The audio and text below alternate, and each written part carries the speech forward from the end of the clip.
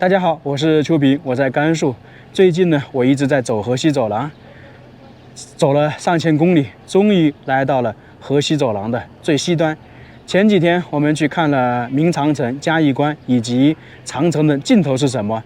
在明朝时期，出了嘉峪关，相当于就是塞外了；而在2000多年前，在这个地方出去了才是塞外。这就是汉代的玉门关遗址。春风不度玉门关说的就是这个地方。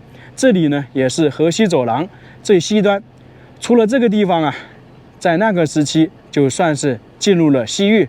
今天呢，我们就来河西走廊最西端的玉门关看一看。看完了这个，也就基本上代表了我整个河西走廊走完了。那么下一站我就去新疆以及青海这一带走一走。玉门关，一个充满神奇的存在，它是河西走廊西端最重要的关隘遗存。玉门关，很多人觉得它离我们非常遥远，它在茫茫的大西北大戈壁滩上面，离新疆只有一步之遥。但是同时，玉门关离我们又非常近，基本上所有的人都能够说出春风不度玉门关，说的就是这里。玉门关就在人们的心中。那么2000多年过去了，玉门关如今到底什么样子呢？是否会和你心中想象的一样吗？我们现在去一探究竟。现在我们就准备进入景区了。它这里的门票加上观光车90块钱，还是比较贵的。玉门关是始自于汉武帝开通西域道路，设置河西四郡时。当时呢，中原以及跟西域商贸往来很频繁。那在这个地方呢，有很多西域的那个玉石会来这里取道，从而呢，这里叫做玉门关。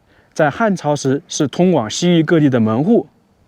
来到河西走廊以及宁夏，我们都会说丝绸之路。大家看一下，这里就是丝绸之路的一个简易图，终点罗马，中间还有巴黎。我们主要看一下我们当时大汉王朝以及后面的王朝，他们的丝绸之路是怎么走的。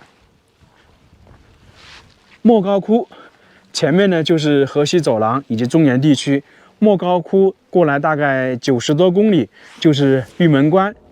玉门关这个位置非常重要，是古代丝绸之路去西域走北线的必经之路。玉门关这个地方自古以来有很多的文人墨客写过诗词，我们刚刚说的春风不度玉门关，这个是有的。然后唐朝明月出天山，苍茫云海间，长风几万里，吹度玉门关，这是李白写的。凉州词唐朝王之涣写的，可能很多人知道玉门关都是因为这首词。黄河远上白云间，一片孤城万仞山，羌笛何须怨杨柳，春风不度玉门关。这个应该说是无人不知无人不晓了。在汉朝初年，当时的大汉王朝国力不是太强大，跟匈奴呢只能议和，所以在刘邦到汉景帝时期呢，都是有公主和亲。当时匈奴是占领了河西走廊，他们也建立了强大的奴隶制政权，威胁汉朝的安全嘛。不过呢，经过上百年的发展，汉武帝继位之后，发动了3次大规模的战争，特别是在公元前121年，汉武帝派出霍去病打击匈奴，当时呢，夺取了河西走廊，占据了河西。于是汉武帝就移民河西，在河西走廊设置河西4郡：武威、酒泉、张掖、敦煌，总共这4郡，并在敦煌郡设置了阳关、玉门关，史称列4郡，据2关。相当于是玉门关呢，就变成了整个河西走廊最西端的一个关隘。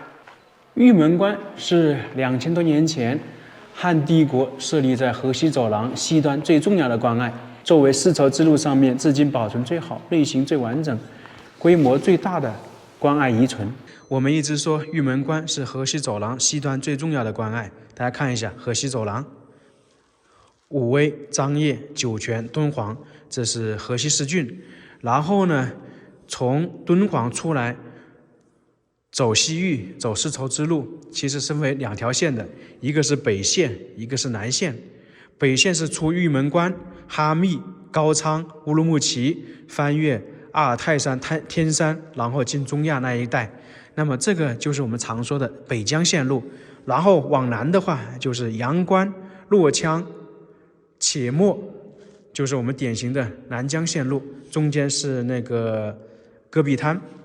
其实呢，早期的话，走丝绸之路去西域，基本是走南疆这条线路。但是到了魏晋南北朝时期啊，南疆线路基本就废弃了，北疆呢就开始越来越多的人走，因为南疆这里基本都是沙漠嘛，那个时候交通不便，取水各方面都没那么方便。所以我们说，在那个悬泉置啊，也是汉朝遗下的一个驿站，在魏晋南北朝之前是比较繁荣的，但是到了那个时期就慢慢的废弃了。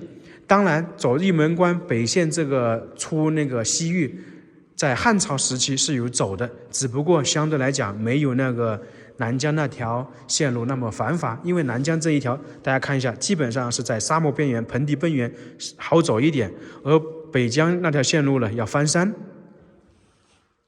所以这个玉门关在这里位置是相当重要的，因为出了玉门关就是塞外西域了等等，从而这就是丝绸之路的一种展现。上面那是天山，我们常说的天山走廊，你要进西域就一定得翻越天山。我们走完河西走廊，我就直接进入那个北疆阿尔泰山那里，然后沿着北疆一路下来，基本是这样走的。现在这个玉门关遗址景区呢，参观主要是分3部分：小方盘城遗址、大方盘城遗址以及汉代长城。一进来这里呢，就能够看到小方盘遗址，就是我们常说的玉门关，地方还是挺大的。所以呢，在这个地方一定得坐这种观光车，因为来回的话可能有几十公里，所以跟我们平时看的那个观光车又不一样啊。这里属于大巴，从而它那个观光车的票也比较贵。反正我当时买票的时候，那个售票员说门票40，观光车50。小方盘城遗址说的就是玉门关，只是说法不一样。前方我们看到那个建筑就是2000年前的玉门关，建于公元前111年左右，是丝绸之路通往西域北道的咽喉要隘。在西汉时期为玉门都尉府治所，东汉为玉门侯官治所，相当于应该是当时玉门关的官员居住的，就最高长官。离敦煌呢大概90公里啊。现在看到的那个城址城垣保存比较完整，呈4方形夯土建造的。当时汉朝夺取了河西走廊之后，设立了河西四郡，就开始修建酒泉至玉门之间的长城，玉门关呢就随之设立。现在看到的城垣相对来说比较完整，东西长24米，南北宽26.4米，长高9.7米。在2014年，玉门关遗址也成功列入了世界遗产名录。我们在河西走廊看到明朝很多的宝城都有点损坏，在陕北也是，而这个2000多年还能够保存这么完整，确实不容易啊。当然这里属于戈壁滩呢，少雨缺水，所以说这些黄土夯筑的建筑才能保存下来。整个河西走廊都是啊，你只要进入戈壁滩，很多建筑呢都是黄泥土的，因为是根据环境天气决定的。那么以前这里也是一个通道，整个这个古城呢其实算起来是有2个通道的。我们去看一个非常有特色的，就是那一块，那个地方呢被称之为马道。当然了，这里并不是马走的，在以前这个地方是守城的士兵从这里爬上去到这个城墙顶部巡查值班的，因为在这个城墙上方啊还是可以走动的，这个就跟我们说的烽火台类似的道理，因为明显的看出来是一个很大的缝隙的。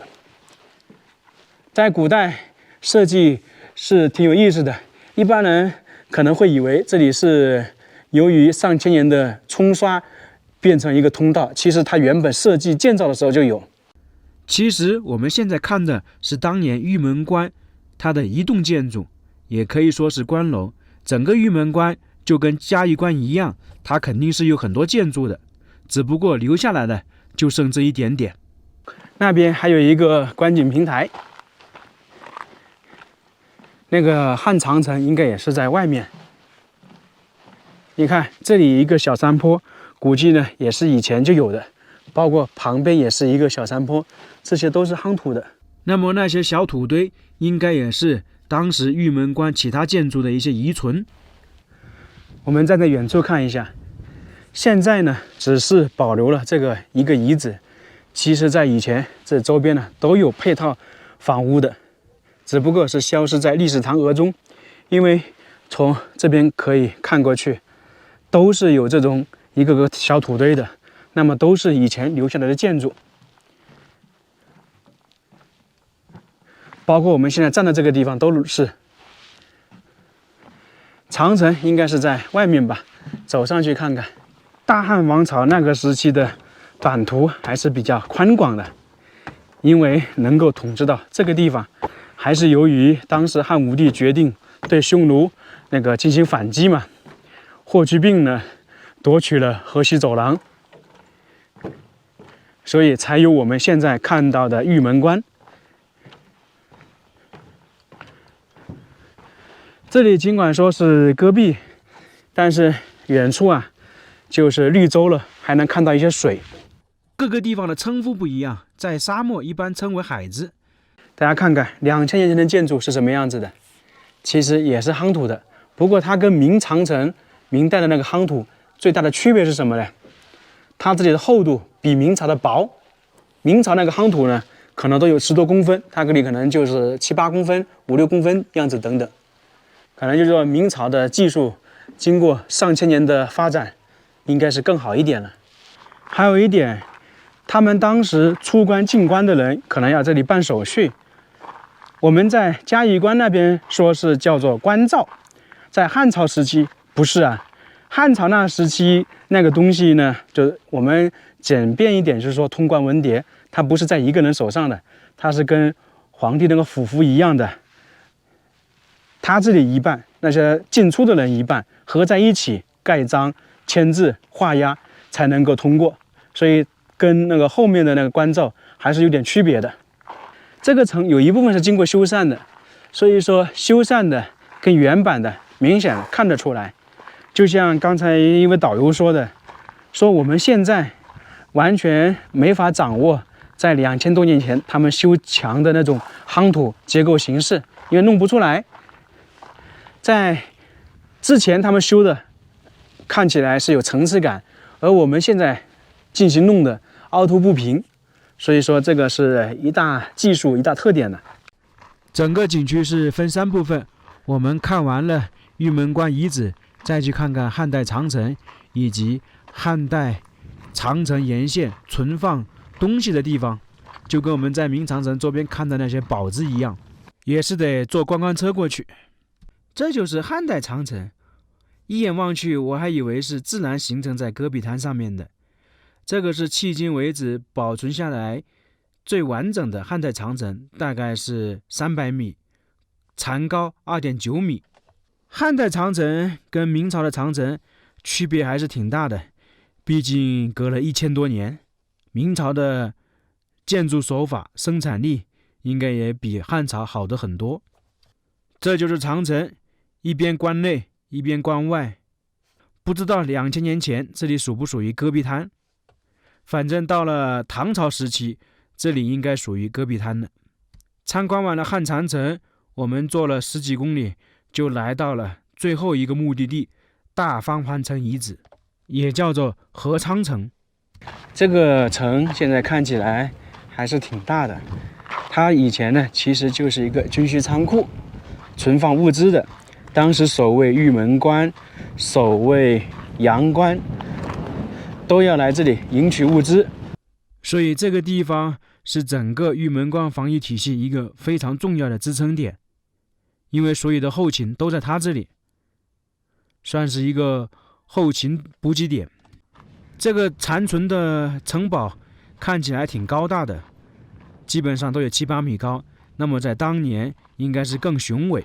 它其实这个跟我们在明长城沿线看的那些堡是一样的，因为长城有人值守，那么在附近呢肯定一个小城池、小堡子供人生活。